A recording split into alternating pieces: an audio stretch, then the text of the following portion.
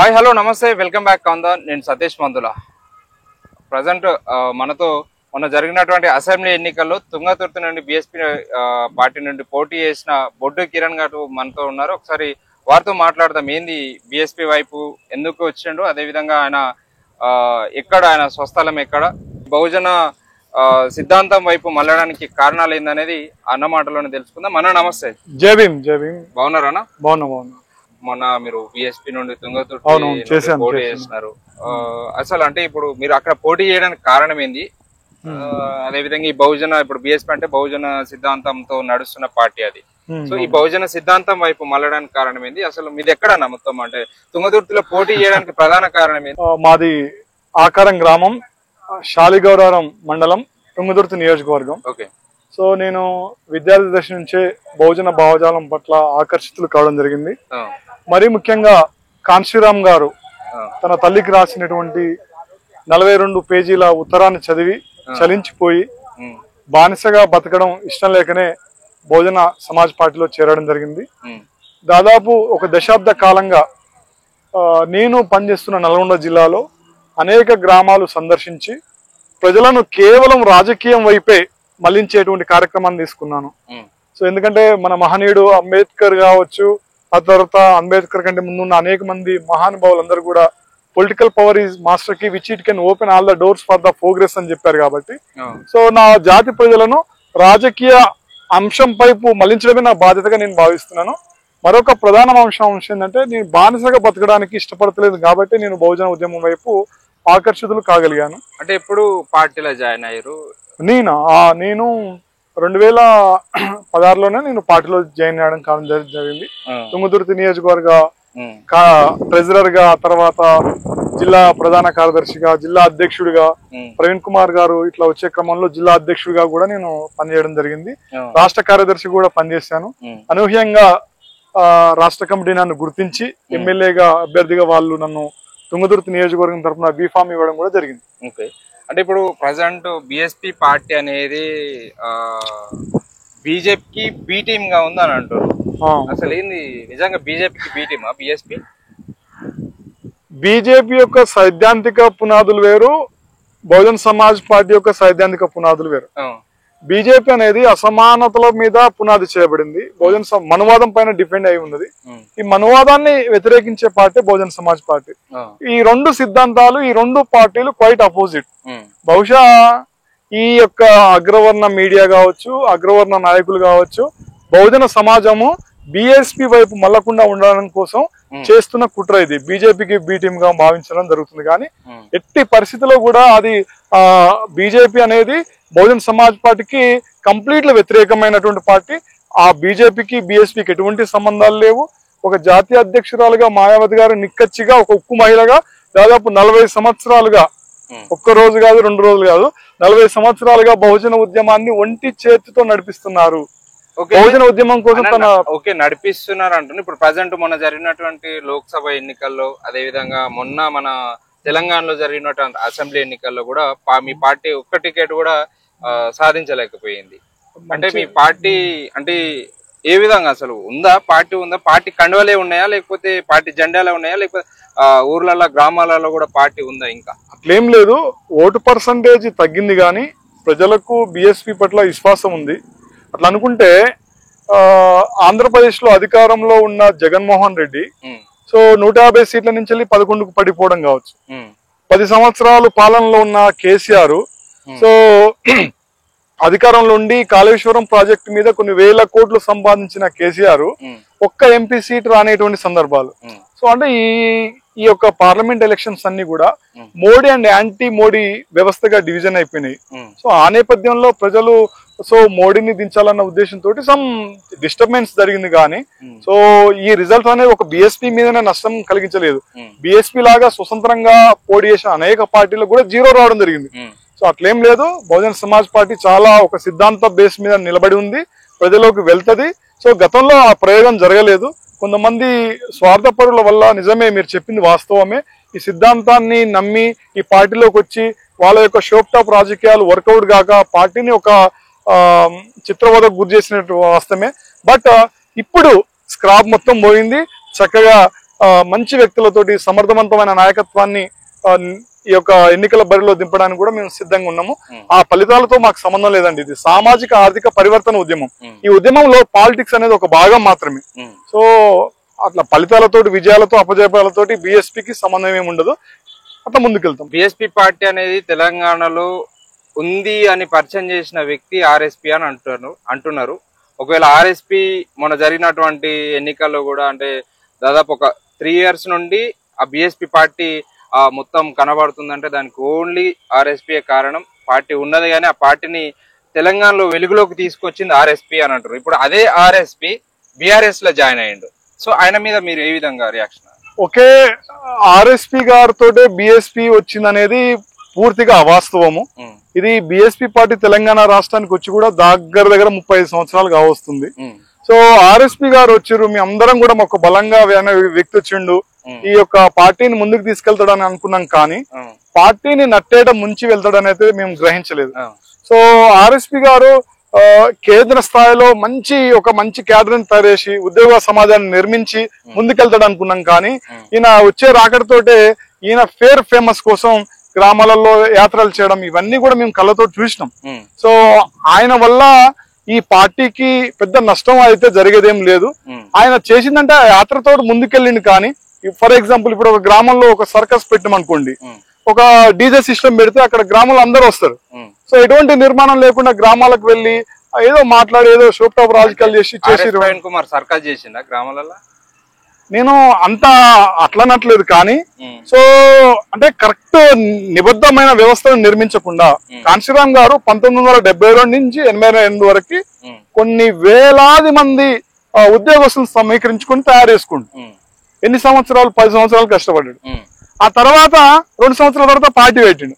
మరి ఆర్ఎస్పీ గారు కనీసం 2 సంవత్సరాలు కూడా ఉద్యమం చేయకుండానే ఫలితాలు రావట్లేదని చెప్పి ఎట్లా నిరాశలు ఉండవుతారు చెప్పండి? సో అంటే ఒక సరైన ప్రణాళిక లేకుండా, సరైన ఉద్యమ నేపథ్యం పట్ల అవగాహన లేకుండా ప్రయాణించడం వల్ల ఇటువంటి తప్పిదాలు జరిగినాయి. వారికి కూడా అర్థమవుతుంది వారి పొజిషన్ బీఆర్ఎస్ లో ఎట్లుందనేది కూడా మేము అందరం చూస్తూనే ఉన్నాం. వారు ఏమంటారు అంటే మాయావతి గారు మాకు ఒత్తిడి తీసుకొచ్చింది, మొదటగా పొత్తుకు బొమ్మన్నారని చెప్పి, ఆ తర్వాత వద్దన్న చెప్పడం తోటి నేను బ్యాక్ వచ్చానని చెప్పి రకరకాలుగా మాట్లాడుతున్నాడు. సో నేనేమంటున్నా అంటే మేడం కరెక్టే, నీకు బీఆర్ఎస్ తో నేను పొత్తు పెట్టుకుంటా అన్నప్పుడు నీకు పర్మిషన్ ఇచ్చింది. కానీ సీట్ల సర్దుబాటు విషయంలో తేడాలు వస్తున్నాయి. అతను మనకు నాగర్ కర్నూలు, పెద్దపల్లి, ఆదిలాబాద్ టికెట్ ఇవ్వడానికి బీఆర్ఎస్ విముఖత లేదు కాబట్టి ప్రవీణ్ కుమార్ గారు మీరు విత్డ్రా చేసుకోండి, అవసరం లేదు వాళ్ళ పొత్తునే అన్నది. అప్పుడు ఒక జాతీయ నాయకత్వం ఆదేశించినప్పుడు రాష్ట్ర అధ్యక్షుడిగా నువ్వు యాక్సెప్ట్ చేయాల్సిన అవసరం ఉండే, నువ్వు యాక్సెప్ట్ చేయలేదు, అది నీ తప్పు. సో అంటే నేను ఇచ్చిన మాట కోసం నేను అవసరమైతే బీఆర్ఎస్ లేకపోతాను చెప్పడం నిజంగా మూర్ఖత్వం. బీఆర్ఎస్ మళ్ళీ ఇప్పుడు బీఆర్ఎస్ లో ఏమంటుండు, బహుజన తెలంగాణ అనేది, బహుజన రాజ్యాధికారం అనేది బీఆర్ఎస్ ద్వారానే సాధ్యమవుతుందని చెప్తుండే. అది ఎట్లా సాధ్యమవుతుందండి? నాకు అర్థం కాదు. అంటే ఎవరైనా జనరల్ గా ఒకసారి తప్పు చేస్తారు, కానీ ఈ ఆర్ఎస్పీ గారు బీఆర్ఎస్ లోకి వెళ్లి కూడా బహుజనవాదానికి తూట్లు పొడుస్తున్నాడు.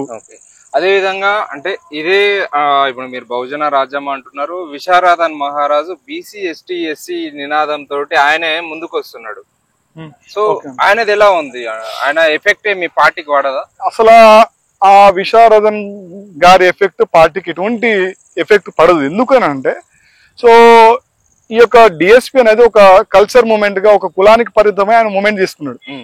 మీకు తెలుసు ఆయన 10,000 కిలోమీటర్ల పాదయాత్ర చేసి అని చెప్పి చాలా సందర్భాలలో చెప్పుకుంటారు. మరి ఎందుకు ఆయన పోటీ చేసిన అన్ని అసెంబ్లీ స్థానాలలో 10,000కు పై చిలుకు ఓటు రాలేదు ఎందుకు? అంటే ప్రజలు ఆయనను విశ్వసించే పరిస్థితి లేదు. నెంబర్ 1. నెంబర్ 2, బహుజన రాజ్యాధికారం గురించి అంతా పసిగా మాట్లాడేటువంటి విశారదన్ గారు ఎందుకు ఒక్క ఎమ్మెల్యే టికెట్ గెలవలేకపోయిండు? నెంబర్ 1. నెంబర్ 2, సో ఈ విధంగా వెళ్తున్న క్రమంలో మీ పార్టీ కూడా గెలవలేదు కదా, బీఎస్పీ కూడా గెలవలేదు. సో నేనేమంటున్నా అంటే నేను కంప్లీట్ గా రాజ్యాధికారం తీసుకొస్తా అని చెప్పినటువంటి వ్యక్తే. ఆ తర్వాత 2018 వరకు మాయావతి గారు మా అక్క, మాయావతి గారు మా దేవత అని చెప్పినటువంటి విశారదన్ ఈ రోజు మాయావతి గారు బీజేపీకి అమ్ముడు పోయిందని ఎట్లా చెప్పగలుగుతున్నాడు? అంటే ఆయన సంస్థ బలోపేతం చేయడం కోసమేమో కాంశీరామ్ గారి బొమ్మ ఉపయోగించుకుంటున్నాడు, మాయావతి గారి ఆలోచన విధానాన్ని ఉపయోగించుకుంటున్నాడు. తీరా పార్టీల పరంగా వచ్చేసరికి అంబేద్కర్ రైట్స్ ని బహుజన సమాజ్ పార్టీ వైపు మల్లకుండా అంబేద్కర్ రైట్స్ ని ఏం చేస్తున్నాడు? ఆయన సో ఆటోమేటికల్లీ ఆయన వైపు మలుపుకునేటువంటి ప్రయత్నం చేస్తున్నారు. కాబట్టి దీన్ని మనం ఖచ్చితంగా ప్రజలు తిప్పి కొడతారు. నేను ఈ సందర్భంగా ఈ స్టూడియో తరపున విశారదన్ గారికి నేను సవాల్ విసిరదలుచుకున్నా. మీకు దమ్ము ధైర్యం ఉంటే, నేను మళ్ళీ చెప్తున్నా, బాగా వినండి విశారదన్ గారు, కాన్షీరామ్ గారి ఫోటో తీసి మీరు ముందుకెళ్ళండి. కాన్షీరామ్ గారు ఆయన ఏమన్నాడు, నేను చనిపోయిన తర్వాత కూడా ఏనుగుర్తు మీ దగ్గరకు వస్తే నేను బతుకున్నట్టు అని చెప్పిండు. కాన్షీరామ్ గారే స్వయంగా మాయావతి గారిని రాజకీయ వారసురాలుగా ప్రకటించిండు. సో అంటే ఈ రెండు సందర్భాలు ఆయన ఫాలోవర్స్ ఖచ్చితంగా చెప్పిండు. మరి ఈ రోజు నువ్వు నీ ఫాలోవర్స్ కి మాయావతి గారి గురించి ఎందుకు చెప్తలేవు? కాన్షీరామ్ గారి గురించి చెప్తావు అంటే ఆ రోజు కాన్షీరామ్ గారు తీసుకున్న నిర్ణయం తప్ప అంటే కాన్షీరామ్ గురించి మాట్లాడతావు, కాన్షీరామ్ గారు తీసుకున్న నిర్ణయాన్ని నీ క్యాడర్కి చెప్పవు. సో ఆయనతోటి ఒరిగిపోయేది ఏం లేదు. నేను ఏమంటే మీ కార్యక్రమాలలో కాన్షీరామ్ గారి బొమ్మ మీరు ఉపయోగించుకోవడానికి మీరు అర్హులు కారు. ఏ ఒక్క రోజు కూడా బిఎస్పీ పార్టీ వచ్చి ధర్నాలు చేయదు, అంటే బయటకు వచ్చి పేపర్ స్టేట్మెంట్లు ఇయ్యదు అనే వార్తలు వినిపిస్తున్నాయి. సో దానిపైన మీరు ఏం చెప్పాలి? సో అంటే బిఎస్పీ పార్టీ ఇప్పుడిప్పుడే మొత్తం స్క్రాబ్ మొత్తం పోయిందండి. వాస్తవానికి స్క్రాబ్ ఇంత ముందు మాకు తెలుసు ఎవరెవరు బాధ్యత. ప్రవీణ్ కుమార్ వచ్చి పోయిన తర్వాత స్క్రాబ్ అంతా వెళ్ళిపోతుందా? వచ్చి లేకపోతే ప్రవీణ్ కుమార్ తోటి వెళ్ళిపోతుందా, లేకపోతే ఇంత ముందు ప్రెసెంట్ అయితే స్క్రాబ్ మొత్తం క్లీన్ అయిపోయింది. మా రాష్ట్ర అధ్యక్షుడి మీద కూడా మాకు నమ్మకం ఉంది. సో ఇప్పుడు ఎవరైతే correct person to correct position అనే విధానంలో మేము ఇంటర్నల్ గా వర్క్ నడుస్తూనే ఉంది. దానికి అనుగుణంగా మా రాష్ట్ర నాయకత్వం కూడా నిర్ణయాలు తీసుకునే ప్రయత్నం జరుగుతుంది. రాష్ట్ర కమిటీలో కూడా చాలా మార్పులు వచ్చినాయి. ఇప్పుడు ప్రతి జిల్లాను కూడా మా రాష్ట్ర అధ్యక్షుడు విజిట్ చేయాలని భావిస్తున్నాడు. పార్టీని బలోపేతం చేసే దిశగా స్క్రాబ్ మొత్తం పోయింది కాబట్టి బలోపేతం చేసే దిశగా మంచిగా చక్కగా చదువుకున్న వ్యక్తులకు correct person to correct position అనేటువంటి నినాదంతో మేము జిల్లాలకు వెళ్లి కమిటీలను వేయాలని చెప్పి నిర్ణయించుకుంటున్నాం. ఒక విషయం ఏంటంటే మెయిన్లీ ఈ దళిత సంఘాలు అని చెప్పేసి ఇలా చాలా సంఘాలు ఉన్నాయి. దళిత సంఘాలని, అదే విధంగా దళిత భోజన సంఘాలు అనేది ఇప్పుడు కులానికి ఒక సంఘం అయిపోయింది. సంఘాలు ఏమైనా మీ పార్టీకి మద్దతు ఇస్తున్నాయా? సో మేమైతే ఏ కుల సంఘం మాకు మద్దతు ఇచ్చినా గానీ మేము తీసుకుంటాం. కానీ నేను మా సోదరులకి ఈ సందర్భంగా నేనేం చెప్పదలుచుకున్నా అంటే, సో మహనీయులు చాలా సందర్భాలలో కాన్షీరామ్ గారు కావచ్చు, అంబేద్కర్ గారు కావచ్చు, మనకిచ్చిన నినాదం ఏందో గుర్తెరగాలి. ఒక సందర్భం అంబేద్కర్ గారు ఏమన్నారంటే, నువ్వు లక్ష్యం లేకపోయినా సరే గానీ చిన్న లక్ష్యం ఏర్పాటు చేసుకుంటే నువ్వు చనిపోయిన శివంతో సమానం అని చెప్పింది. Political power is the master key అన్నాడు. అంబేద్కర్ గారు కూడా స్వయంగా 1936 లో ఇండిపెండెంట్ లేబర్ పార్టీ పెట్టిండు. 1937 లో మహారాష్ట్ర అసెంబ్లీలో 15 ఎమ్మెల్యే టికెట్ గెలిచి భూ సంస్కరణల కోసం 1938 లో 25,000 మందితోటి మహారాష్ట్ర అసెంబ్లీ ముందు ధర్నా చేసిండు. అంటే ఈ సమాజం ఏం చేసిందంటే అంబేద్కర్ ఒక కులానికి, ఒక కుల ఉద్యమానికి ఒక కుల నాయకుడిగా పరిచయం చేసింది. కాబట్టి ఇక్కడ కుల సంఘాలు నమ్ముకున్నారు. కానీ బహుజన్ సమాజ్ పార్టీ కాన్షీరామ్ గారు ఏం చేశారంటే అంబేద్కర్ ఈ సమాజానికి ఒక రాజకీయ కోణంలో చూపించిండు. సో అందుకోసమే ఈరోజు మా సంఘాలకు కూడా నేను చెప్తున్నా, ఎన్ని రోజులని మీరు రిప్రజెంటేషన్ ఇస్తారు, ఎన్ని రోజులని ఈ యొక్క అగ్రకుల నాయకులను మీ భుజాలు ఎక్కించుకుంటారు? దయచేసి మీ జెండాలన్నీ పక్కన పెట్టండి. మన యొక్క పురోగతి రాష్ట్ర బడ్జెట్ మీద మన అజమాయిషి ఉన్నప్పుడే మన లక్ష్యం నెరవేరుతుంది. ఈ రోజు 10 సంవత్సరాలు టిఆర్ఎస్ ప్రభుత్వం వచ్చింది ఇంతకుముందు. సో అంటే దాదాపు 30 లక్షల కోట్ల బడ్జెట్. ఈ 30 లక్షల కోట్ల బడ్జెట్ లో మా ఎస్సీల వాటా ఎంత, మా ఎస్టీల వాటా ఎంత, మా బీసీల వాటా ఎంత ఒక్కసారి మనం తీస్తే డేటాలు కూడా సరిపోతాయి. రాజకీయ రంగంలో ఎంత అసమానత జరుగుతుంది మీకు తెలియదు కాదు. ఈ రోజు 119 ఎమ్మెల్యే టికెట్లలో కనీసం బీసీలకు 20 ఎమ్మెల్యే టికెట్లు రాలేని పరిస్థితి. ఎస్సీలకు రిజర్వేషన్ సీట్ తప్పితే ఎక్కడ కూడా స్థానం లేదు. ఎస్టీలకు కూడా అంతే పరిస్థితి. సో ఇక్కడ దాదాపు 70 సంవత్సరాల స్వతంత్ర భారతదేశంలో ముఖ్యమంత్రులు ఒకే వర్గానికి సంబంధించిన వాళ్ళు ఉంటున్నారు. సో అంటే ఇక్కడ ఈ బడ్జెట్ మీద మనకు అజమాయిష్ ఎలా వస్తుందంటే, మనకంటూ ఒక జెండా, మనకంటూ ఒక పార్టీ, మనకంటూ ఒక సిద్ధాంతం, మనకంటూ ఒక సాక్రిఫైస్ చేసే నాయకత్వం ఉన్నప్పుడు అది సాధ్యమవుతుంది. ఆ సాక్రిఫైస్ మాయావతి గారు చేశారు. కాకపోతే శాశ్వత పరిష్కారం అనేది రాజకీయ అధికారంలో ఉంది. 4 సార్లు మనం ముఖ్యమంత్రి చేసినాం. ఈ రోజు గ్రామాలలో వార్డు నెంబర్ పోటీ చేయాలంటేనే మన కమ్యూనిటీ భయపడుతుంది. కానీ బిఎస్పీ ద్వారా ఒక దళిత మహిళ, ఒక పేద మహిళ, కూలినాలకు పోయేటువంటి మాయావతి గారు 4 సార్లు ముఖ్యమంత్రి అయింది. ముఖ్యమంత్రి అయిన తర్వాత మీకు తెలియని విషయం కాదు, 7 లక్షల ఎకరాల ప్రభుత్వ భూమిని పేద ప్రజలకు పంపింది. బిడ్డ ఎక్కడ ప్రభుత్వ భూమి ఉంటే అక్కడికి వెళ్ళు, ఆ భూమి మనదే అని చెప్పి పట్ట చేసుకుని చెప్పి 7 లక్షల మందికి 100 రోజులలోనే భూమి పంచేటువంటి ప్రయత్నం చేసింది. 20 జిల్లాలకు మన మహనీయుల పేరు పట్టింది. 2000 ఎకరాలలో మహనీయుల యొక్క స్థానిక స్నేహాలు నిర్మించినటువంటి పరిస్థితి ఎక్కడైనా మనం చూస్తామా? నిజంగా నేను మా ఊర్లో కూడా గ్రామంలో వెళ్తే వార్డు నెంబర్ పోటీ చేయాలన్నా ఈ దొరకాడి కన్నా వెళ్ళాలా రెడ్డి గారి కన్నా వెళ్ళాలి. ఇక్కడ వెళ్ళి అయ్యా మేము పోటీ చేస్తామని చెప్పి వాళ్ళు గ్రీన్ సిగ్నల్ ఇస్తే తీసుకోవాలి. కానీ బీఎస్పీలో అట్లా ఏమి ఉండదు. సో ఈ బీఎస్పీలో నువ్వు మండల నాయకుడు కావచ్చు, నియోజకవర్గ నాయకుడు కావచ్చు, అవసరమైతే ఎమ్మెల్యే కూడా పోడు. వాస్తవానికి నా స్టేటస్ కి నా ఆస్తిపాస్తులకు ఆ ఎమ్మెల్యే టికెట్ అనేది రాకూడదు. కానీ బీఎస్పీ నన్ను గుర్తించింది, సో కష్టాన్ని గుర్తించింది, టికెట్ ఇచ్చింది. సో మేము పోటీ చేసినాం. బీఎస్పీ అంత మంచి అవకాశం ఇస్తుంది. సో అదే ఇప్పుడు మందల సామీల్ గారు ఉన్నారు. సో వీళ్ళకి కూడా కాంగ్రెస్ పార్టీ టికెట్ ఇచ్చింది. సో మందల సామీలకి అనేటువంటి అన్నకు అసలు ఆయనకు స్వయం నిర్ణయాధికారం అనేది ఆ పార్టీలో లేదు. ఇప్పుడు తుంగతుర్తి నియోజకవర్గ వ్యవసాయ మార్కెట్ చైర్మన్ రెడ్డిని, ఆ తర్వాత షాలి గారు వ్యవసాయ మార్కెట్ కమిటీ చైర్మన్ రెడ్డిని, మా గ్రామ సర్పంచ్ రెడ్డిని. అంటే సామేల్ గారి ఇలాకాలు కూడా మంత్రి గారు ఏం చెప్తాది, నా స్తోమతకి నేను పోటీ చేసే అర్హుడు కాదు అని మీరు అన్నారు. సో మందుల సామేల్ కూడా పేద సామాజిక వర్గానికి చెందిన వ్యక్తి. మరి కాంగ్రెస్ పార్టీ కూడా పేద వ్యక్తికి టికెట్ ఇచ్చింది కదా. అదే మందుల సామేల్ గారు గతంలో గిడ్డంగుల సంస్థ చైర్మన్ గా చేసినారు. సో ఆయనకు అక్కడ మాదిగ క్యాపబిలిటీ ఎక్కువ ఉంది కాబట్టి మాదిగలలో ఒక ఐకాన్ లీడర్ లేదని చెప్పి వాళ్ళకి ఇచ్చినారు. సో డైరెక్ట్ గా ఎటువంటి రాజకీయ నేపథ్యం లేకుండా మందుల సామేల్ గారికి ఇవ్వలేదు. ఆయనకు రాజకీయ నేపథ్యం ఉంది, తెలంగాణ ఉద్యమం కోసం ఉన్నాడు కాబట్టి సో సెంటిమెంట్ కలిసి వస్తుంది. ఇక్కడ మాదిగల ఓట్లు ఎక్కువ ఉన్నాయి కాబట్టి ఇస్తే ఒక ప్రయోగం చేద్దామని చెప్పి ఆలోచించి ప్రయోగం చేశారు. కానీ ఆయనకి ఇవ్వాలని అంత త్యాగంతో ఏమి ఇవ్వలేదు. అది నా అభిప్రాయం ప్రకారం. అంటే ఓన్లీ మాదిగల ఐకానిక్ లీడర్ కావాలని చెప్పేసి స్పెషల్ గా ఆయన ఎంచుకొని చాలా మంది ఉన్నారు కదా, మందుల సామేల్ని ఎందుకు ఎంచుకోవాలి? అంత ఐడెంటిఫై అయిన లీడర్స్ లేరు తుంగతుర్తిలో. సామేలు గారంతా ఐడెంటిఫై లీడరు ఏదో ఎక్కడ మాదిగలలో లేరని చెప్పి, అంటే గతంలో ఆయన గిడ్డంగుల సంస్థ చైర్మన్ చేశారు కాబట్టి అది ప్రధాన రీజన్ గా మనం చెప్పుకోవచ్చు. ఓకే మీరు అన్నారు అంటే వార్డు మెంబర్ కి పోటీ చేయడానికి భయపడతారు, అలాంటిది బీఎస్పీ పార్టీ అందరికి అవకాశాలు ఇస్తుంది, వార్డు మెంబర్ ఏంది ఎమ్మెల్యే ఎంపీలా కూడా పోటీ చేసే అవకాశం బీఎస్పీ పార్టీ ఇస్తుంది అని అంటున్నారు. రానున్న రోజులలో స్థానిక ఎన్నికలు జరుగుతాయి. సో అక్కడ పోటీ చేయడానికి మీరు తుంగతుర్తిలో పోటీ చేశారు కాబట్టి తుంగతుర్తిలలో అన్ని గ్రామ పంచాయతీలలో అన్ని వార్డు మెంబర్ జెడ్పీటీసీ ఎంపీటీసీలలో పోటీ చేయడానికి బీఎస్పీ పార్టీ నుండి రెడీగా ఉన్నారా? మీకు వాస్తవానికి ప్రవీణ్ కుమార్ గారు వచ్చిపోయిన తర్వాత ఒక ఆందోళనకరమైన పరిస్థితి ఏర్పడ్డది. సో ప్రజలు కూడా కొంత గందరగోళ పరిస్థితులు ఉన్నారు. సో ఇప్పుడు స్క్రాప్ అనేది కొంచెం ఎలిమినేట్ అయింది. ఒక సమర్థవంతమైన నాయకత్వాన్ని తయారు చేసే పనిలో నిమగ్నమైన. సో ప్రతి మండలంలో ఎవరు క్యాపబుల్ పర్సన్ అనేటువంటి అంశాలు కూడా మేము పరిశీలన చేస్తున్నాము. వారితోటి ముందుకెళ్తాము. ఖచ్చితంగా మాకు సాధ్యమైన ఎక్కువ చోట్లలో మేము పోటీ చేసేటువంటి పరిస్థితి ఉంటుంది. 100% ప్రతి మండలానికి జెడ్పీటీసీ క్యాండిడేట్ గానీ, కొన్ని మాకు పట్టున్న గ్రామాలలో సర్పంచ్ అభ్యర్థులను గానీ, ఎంపీటీసీ అభ్యర్థులను గానీ ఖచ్చితంగా మేము నిలబెట్టిస్తాం. దాంట్లో అయితే వెనకపోయేదైతే లేదు. సో అయితే ఇది ఒక ప్రయోగం అయితే చేస్తాం. సో ఈ రోజు నుంచైనా అంటే మీరు చేస్తారు అంటే అభ్యర్థులు ఉన్నారా? అంటే అభ్యర్థులు ఉన్నారు, పార్టీ మెంబర్స్ ఉన్నారా అని? పార్టీ మెంబర్స్ ఉన్నారు, ఇబ్బంది ఏం లేదు. పోటీ చేయడానికి అయితే ఉన్నారు. కొన్ని గ్రామాలలో లేవు, వాళ్ళ ఐడెంటిఫై చేసి ఫ్యూచర్ లో రాబోయేటువంటి 5 సంవత్సరాలలో ఖచ్చితంగా క్యాడర్ ని తయారేసి ఒక వ్యవస్థ నిర్మించాలన్న ఆశయం అయితే ఉంది.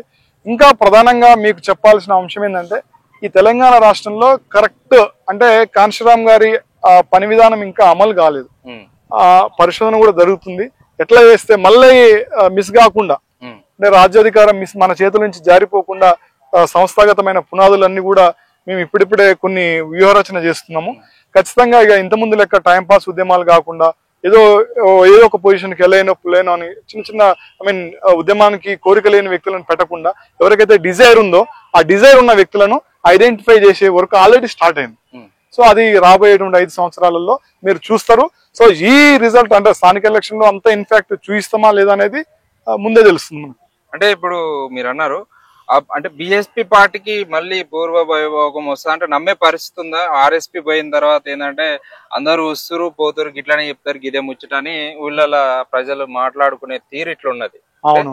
ప్రజలు ఈ విధంగా అనుకుంటున్నారు, ఇక ఊళ్ళైనా గింతే ఇట్లనే వస్తారు అట్లనే పోతారు అని ఊళ్ళలో అనుకుంటున్నారు. సో ఇప్పుడు కూడా మళ్ళీ మీరు ప్రజలలో పోతే మళ్ళీ మిమ్మల్ని ఆదరిస్తారనే అవకాశం అదే అంటున్నా. ప్రజలతోటి మమేకమయ్యే లీడర్స్ ని రిక్రూట్మెంట్ చేస్తాడు అనుకున్నాం ప్రవీణ్ కుమార్ గారు, అది చేయలేదు కదా. సో చాలా రిస్క్ తీసుకోవాలి. సో 19 84 లో పార్టీ పెడితే మనం అధికారంలో వచ్చింది 1995 లో. 2001లో టిఆర్ఎస్ పెడితే 2014లో అధికారంలో వచ్చింది. సో ఇది ఒక ప్రయోగశాలగా ఎంచుకోవాల్సిన అవసరం ఉంది. సో ఈ ప్రయోగశాలగా ఎంచుకొని నిరంతరం ఈ వర్క్ చేస్తే ఖచ్చితంగా ఈ సమాజానికి మన మీద ప్రేమ పుడుతుంది. ఖచ్చితంగా బీఎస్పీ అధికారంలోకి వచ్చేటువంటి అవకాశం ఉంది. కానీ రియల్ గా నిరంతరం ఉద్యమం చేసే రాజకీయ కాంక్ష కలిగిన యువకులను వెతికే ప్రయత్నంలోనే ఉన్నాం. అంటే విశారదన్ మహారాజు ఏమంటున్నారంటే ఇంకొక 10 ఏళ్ళు పడుతుంది మాకు అధికారంలోకి రానిక అని అంటున్నాడు. ఇప్పుడంతా ఇప్పటికి ఏం రాక మాకు 10 ఏళ్ళు పడుతుంది అంటున్నాడు. మరి మీరెన్ని ఏళ్ళు అంటారు ఇప్పటి నుంచి మొదలు పెడితే? అవసరం లేదు, 10 ఏళ్ళు కూడా అవసరం లేదు. ఆల్రెడీ బీఎస్పీ అనేది ఒక జాతీయ పార్టీ. విశారదన్ గారితో మాకు ఎటువంటి సంబంధాలు లేవు. వారు కూడా ఆ జెండా అక్కడ పక్కన పడేసి ఒక ఐకానిక్ లీడర్ ఉంది మనకు జాతీయ స్థాయిలో. మనం అంటే ఏం సాక్రిఫైస్ చేయలేదండి. దాదాపు 40 సంవత్సరాలుగా వివాహం చేసుకోకుండా సర్వస్వాన్ని వదులుకొని ఈ రోజు వరకు ఎక్కడ అమ్ముడు పోకుండా ఉంది. మిత్రమా విశారదన్ గారు, మీరు కూడా మీ జెండాను పక్కన పెట్టి మన బీఎస్పీలో జాయిన్ కావాల్సిన అవసరం ఉంది. మీరే కాదు, అనేక కుల సంఘాలలో పనిచేస్తున్న లీడర్స్ కూడా ఆలోచన చేయండి. ఏదో తాత్కాలిక ప్రయోజనాల కోసం రెడ్డిల దగ్గర వెలమల దగ్గర చేతులు కట్టుకునే బంధు ఈ యొక్క ఆత్మగౌరవంతో మన అధికారం కోసం మనమే కొట్లాడదాం. 100% జనాభా మనదే. సో 100% జనాభా ఏకమైతే రాజ్యం కూడా మనదే అవుతుంది. రాజ్యం వస్తే బడ్జెట్ మీద మనకు అజమాయిషి వస్తుంది. మనం మన బడ్జెట్ ని మనమే పంచుకుంటాం జనాభా నిష్పత్తిలో. విద్యాపరంగా వైద్యపరంగా నీకు తెలుసోది లేదో, వైద్యపరంగా ఈరోజు మన వాళ్ళు ఐసీలో ఉండేటువంటి పరిస్థితి, కనీస సౌకర్యాలు పొందలేకపోవడం వల్ల. సో రకరకాల విద్యాపరంగా మన గవర్నమెంట్ స్కూల్ అంతా మన వాళ్ళే ఉంటున్నారు, అక్కడ మౌలిక వసతులు లేవు. వైద్యపరంగా కనీసం ఒక జ్వరం వస్తే కూడా చనిపోయేటువంటి పరిస్థితి, ఎటువంటి ప్రికాషన్ లేదు. ప్రతి గ్రామంలో బెల్ట్ షాపులతో మన సమాజం మొత్తం కూడా మొత్తం ఎడిక్ట్ అయి చనిపోయేటువంటి పరిస్థితి ఉంది. వీళ్ళందరినీ మేలుకొల్పాలంటే పాలకుడు మేలుకొల్పుతాడు, కానీ పాలకుడు మనవాడుగా. సో మనవాడైతే మన ప్రజల విద్యను కాపాడొచ్చు, వైద్యాన్ని కాపాడొచ్చు, మన ప్రాణాలకు కూడా రక్షణ ఉంటుంది. ఈరోజు ప్రతి గలీలో బెల్ట్ షాపుల వల్ల మందు విచ్చలవిడిగా అమ్ముతున్నారు. వాటి మీద కొన్ని కోట్ల రూపాయలు వస్తున్నాయి. ఫర్ యువర్ కైండ్ ఇన్ఫర్మేషన్, ఈరోజు దళిత గ్రామాలలో కనీసం 40-45 ఇయర్స్ లో కూడా యువకులు బతకలేని పరిస్థితి.